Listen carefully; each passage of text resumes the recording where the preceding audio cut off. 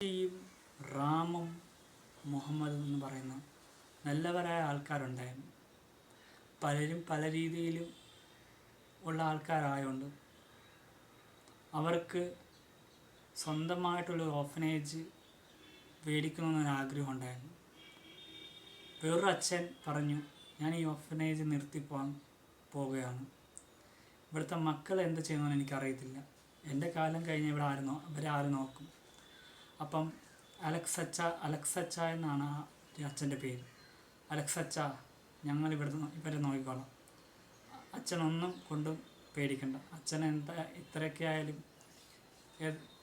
38 വയസ്സായില്ലേ, ഇനി അച്ചായന് റെസ്റ്റ് എടുക്കാനുള്ള കാര്യം. ഞങ്ങൾ ഈ ചെറുപ്പക്കാർ പിള്ളേർ ഇവരെ നോക്കിക്കോളാം. അന്ന് രാത്രി ജോഷിയെയും റാമിനെയും മുഹമ്മദിനെയും കുറിച്ചൊരു കഥ പറയാൻ പിള്ളേർക്കും അച്ഛന് ഭയങ്കര ആഗ്രഹം. അപ്പം ഒരു കുട്ടി എഴുതി ചോദിച്ചു, റാമച്ചായ, നിങ്ങളെക്കുറിച്ചൊരു കഥ പറ. അപ്പോൾ ജോഷി പറഞ്ഞു, റാമേ, നിന്നെ തന്നവരെ കുറിച്ചൊരു കഥ പറ. നിനക്കല്ലേ ഒരുപാട് പറയാനുള്ളത്. അങ്ങനെ കഥ തുടങ്ങി. ഒരു സമയത്ത് എൻ്റെ വാപ്പ, എൻ്റെ അച്ഛനും മുഹമ്മദിൻ്റെ വാപ്പായും നല്ല ഫ്രണ്ട്സായിരുന്നു. ജോഷിയുടെ അമ്മയും നല്ല സൗഹൃദമായിരുന്നു. അങ്ങനെ ഇവിടെ ഒരു യാത്ര പോയി.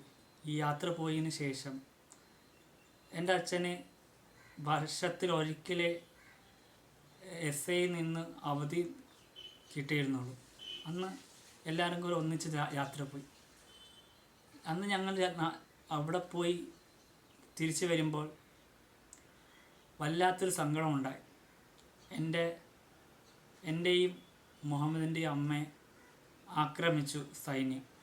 എൻ്റെ അമ്മയുടെ പേര് രാധിക, മുഹമ്മദ് അമ്മയുടെ പേര് ആമിന ബീബിനെ വിളിക്കുന്നു. എനിക്ക് ഭയങ്കര ഇഷ്ടമായിരുന്ന ആമിന ബീബി, എൻ്റെ ഉമ്മച്ചി. റാം പറഞ്ഞു. അങ്ങനെ സൈന്യം വലഞ്ഞു ഇരുന്ന സമയത്ത് എൻ്റെ അമ്മ പറഞ്ഞൊരു കാര്യമുണ്ട്, വേറെ ഒന്നുമല്ല. നിങ്ങൾ എത്ര പേര് വന്നാലും എൻ്റെ കുടുംബത്തിനെ ഒന്നും പറ്റരുത്. എനിക്കും ആമിനയ്ക്കും പറ്റിയാലും ഈ കുടുംബത്തിനും ഈ കൊച്ചുമക്കൾക്കൊന്നും പറ്റരുത്. അങ്ങനെ അവരുടെ നേരെ വെടികൊണ്ട പാഞ്ഞടിച്ചു, അടുത്തു. അവർക്കൊന്നും ചെയ്യാൻ പറ്റില്ല. ആ മരണത്തിന് കീഴടങ്ങിയേ ചെയ്യാൻ പറ്റുള്ളൂ. അതിനുശേഷം റാമും മുഹമ്മദും എല്ലാം ഞങ്ങൾ 3 പേരും ഒറ്റക്കെട്ടായി ഏതിനും എവിടെ പോയാലും എവിടെ വന്നാലും എവിടെ ഇരുന്നാലും എല്ലാം ഞങ്ങൾ ഒറ്റക്കെട്ടാണ്. എന്തിനേറെ പറയുന്നത്, ഒരു സിനിമയ്ക്ക് പോയാലും ഒരു യാത്ര പോയാലും എല്ലാം ഞങ്ങൾ ഒറ്റക്കെട്ടായിരുന്നു. ഞങ്ങളുടെ സൗഹൃദം ആർക്കും ഉടയ്ക്കാൻ പറ്റത്തില്ല. പക്ഷേ ഈ ഇരിക്കുന്ന ജോഷിക്കൊരാഗ്രഹമുണ്ട്. അവന് പുറത്തു പോയി പഠിക്കണമെന്നായിരുന്നു അവൻ്റെ ആഗ്രഹം. അങ്ങനെ അവൻ്റെ പുറത്തു പോയി പഠിച്ചു, എല്ലാം വന്നു. ഇനി ഞങ്ങൾക്ക് 3 പേർക്ക് നല്ലൊരു ജോലിയുണ്ട്. ആ ജോലിയായിട്ട് ഞങ്ങൾ മുന്നോട്ട് പോകുന്നു. അപ്പം അറിയാതെ ജോഷിയുടെ കണ്ണിൽ നിന്ന് കണ്ണുനീർ വന്നു. ജോഷി എന്താ നീ കരയുന്നത്? അല്ല റാമേ, എനിക്കൊരു ചെറിയൊരു സങ്കടം നിങ്ങളടുത്ത് പറയാനുണ്ട്. കുട്ടികളും കേട്ടു. കുട്ടികളും ഓർമ്മയായി. അപ്പം കുട്ടികൾ, സാരമില്ല ജോഷി ചായ, ഞങ്ങൾ നിങ്ങളുടെ സങ്കടം കേട്ടോളാം. ഗൈസ്, ഇത് പറഞ്ഞപ്പോൾ എൻ്റെ മനസ്സിന് വല്ലാത്തൊരു വിഷമം. അതാണ് ഓക്കെ. അപ്പം ജോഷി ചായ പറഞ്ഞു, എൻ്റെ ഫ്ലാറ്റിൽ, ഞാൻ നിന്ന സ്ഥലത്തൊരു ഫ്ലാറ്റിൽ ഒരു കുട്ടി ഉണ്ടായിരുന്നു. ഏഞ്ചൽ എന്നാണ് അവളുടെ പേര്. അവൾ നിന്ന ഫ്ലാറ്റിൽ അവൾ മരണപ്പെട്ടു. ആ മരണമടഞ്ഞ ഇതെങ്ങനെയാണെന്ന് ഞാൻ പറയാം. ഇന്ന് രാവിലെയാണ് ഞാൻ അറിഞ്ഞത്. പറ ജോഷി, പറ.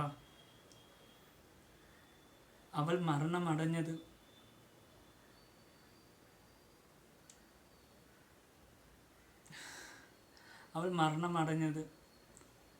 ഫ്ലാറ്റ് ഇടിഞ്ഞ് വീണായിരുന്നു. ഒരു വൻ ദുരന്തമായിരുന്നു അത്. ഇന്ന് ഇവിടെ 3 മണിക്കായിരുന്നു അവിടെ നടന്നത്. അത് കേട്ട് റാം വല്ലാത്ത അസ്വസ്ഥനായി. എങ്കി വാ റാം, ജോഷി മുഹമ്മദ് റാമിനെ വിളിച്ചോ. റാം തന്നെ പറഞ്ഞു, അത് ഞാനാണല്ലോ റാം. ജോഷി, എനിക്ക് ഈ അവസ്ഥ എന്ത് പറയുന്നതെന്ന് അറിയത്തില്ല, അതുകൊണ്ടാണ് നിൻ്റെ പേര് വിളിച്ചത്. റാം, സോറി റാം. അതൊന്നും കുഴപ്പമില്ല, നമ്മൾ കൂട്ടാൻ്റെ കാര്യമില്ലേ. ഇവൻ എന്ത് പ്രശ്നം വന്നാലും നമ്മൾ കൂടെ നിൽക്കണം, നിന്നെ പറ്റൂ. അങ്ങനെ ഇവർ 3 പേരും ഇവൻ്റെ അടുത്ത് പറഞ്ഞു, ജോഷി ഒന്നും നോക്കണ്ട, നീ UK ടിക്കറ്റ് എടുത്തോ. മക്കളെ, ഞങ്ങളുടെ കൂടെ വരാൻ പറ്റില്ല, നിങ്ങൾ ഇവിടെ തന്നെ സേഫായിരിക്കണം. നിങ്ങൾക്ക് വേണ്ടി എല്ലാം ഞങ്ങൾ ചെയ്തു തരും, ഈ ഇച്ചായന്മാർ ചെയ്തു തരും. മക്കളിവിടെ ഒന്നും പേടിക്കണ്ട. അപ്പോൾ ആ കൊച്ചു കുഴുന്ന് മക്കൾ പറഞ്ഞു, ഇല്ല, ഞങ്ങൾ ഇവിടെ തന്നെ നിന്നോളാം, നിങ്ങൾ പോയിട്ട് വാ. അങ്ങനെ സങ്കടപ്പെട്ടാണ് അവർ പോയത്. അവിടെ ചെന്നപ്പം അധികം സ്ഥലങ്ങളും കാര്യങ്ങളൊക്കെ ഉണ്ടെന്ന് പറഞ്ഞാലും റാമിൻ്റെയും ജോഷിയുടെയും മനസ്സിൽ അവൻ നീറ്റൽ ഒരുപാടുണ്ടായിരുന്നു. അങ്ങനെ ഇരിക്കെ റാം ഒരുപാട് അസ്വസ്ഥനായി, മനസ്സ് പടഞ്ഞു. അങ്ങനെ റാമും മുഹമ്മദും ഇവരെല്ലാം ജോഷിയുടെ പുറകെ ഉണ്ടായിരുന്നു.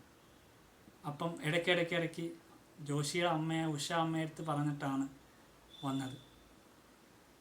ആ ഉഷ അമ്മ, മോനെ സാരമില്ല, ദൈവത്തിൻ്റെ തീരുമാനമാണ്, നമുക്കനുസരിച്ചേ പറ്റൂ, നീ സാരമില്ല, നീ വിഷമിക്കണ്ട.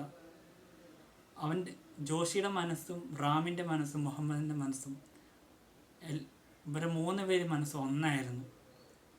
ഒരു മനസ്സോടെ ഒരു മെയ്യോടെ ജീവിച്ചു. അങ്ങനെ അവർ 3 പേരും തിരിച്ച് നാട്ടിലെത്തി. മക്കളെ, ഞങ്ങൾ പോയെങ്കിലും നിങ്ങൾക്ക് വിഷമമുണ്ടായിരുന്നു?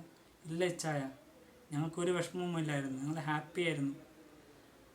നിങ്ങൾ വിഷമിക്കാതിരുന്നാൽ മതി. മക്കളെ, നമ്മളെല്ലാവരും കൂടെ ഒന്നിച്ച് തിരിച്ച് നമ്മൾ ജോഷിച്ചായനും റാമച്ചായനും മുഹമ്മദിക്കായും എല്ലാവരും കൂടെ തിരിച്ച് UK പോയി സെറ്റിലാവാൻ ആഗ്രഹമുണ്ട്. നിങ്ങൾക്കും വരാം, നിങ്ങൾക്ക് എല്ലാവർക്കും ഞാൻ പാസ്പോർട്ടും ടിക്കറ്റൊക്കെ എടുക്കാം.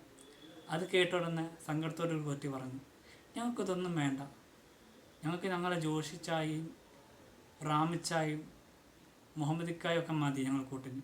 നിങ്ങളാണ് ഞങ്ങളുടെ ജീവിതം, ഞങ്ങളെ നയിക്കുന്നത് നിങ്ങളാണ്. അത് കേട്ടപ്പോൾ എല്ലാവരെയും കണ്ണുനീർ നിറഞ്ഞു. എല്ലാവരും വിഷമിച്ചു, ഒരേപോലെ കരഞ്ഞു. അവർ അപ്പുറത്തേക്ക് എന്താ പറയുന്നത് അവർക്കൊരു വാക്കുകളില്ലായിരുന്നു.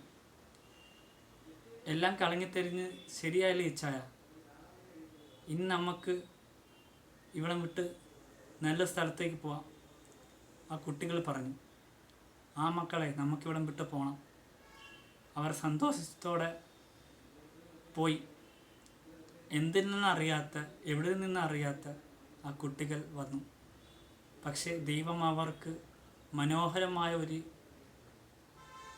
സ്നേഹ പൂങ്കാവനം കൊടുത്തു. അപ്പം ചായ, ഞങ്ങൾക്ക് ഒന്നും വേണ്ട, നിങ്ങളെ മാത്രം മതി, നിങ്ങളുടെ സ്നേഹം മാത്രം മതി, നിങ്ങളാണെല്ലാം. അവരും കുട്ടികളും തിരിച്ച് UK പോയി. അവർ മനോഹരമായിട്ടൊരു ലൈഫ് സ്റ്റാർട്ട് ചെയ്തു, അതിമനോഹരമായിട്ടുള്ളൊരു ലൈഫ്. ഇത്രയും പറഞ്ഞുകൊണ്ട് ഞാൻ എൻ്റെ ബ്ലോഗ് ഇവിടെ വൈൻഡപ്പ് ചെയ്യുന്നു. സബ്സ്ക്രൈബ് ചെയ്യുക, ലൈക്ക് ചെയ്യുക, ഷെയർ ചെയ്യുക, കമൻറ്റ് ചെയ്യുക. പിന്നീട് അവരുടെ ലൈഫ് വളരെ മനോഹരമായിട്ട് ആണ് ഉണ്ടായിട്ടുള്ളത്. Thank you so much my dear friend.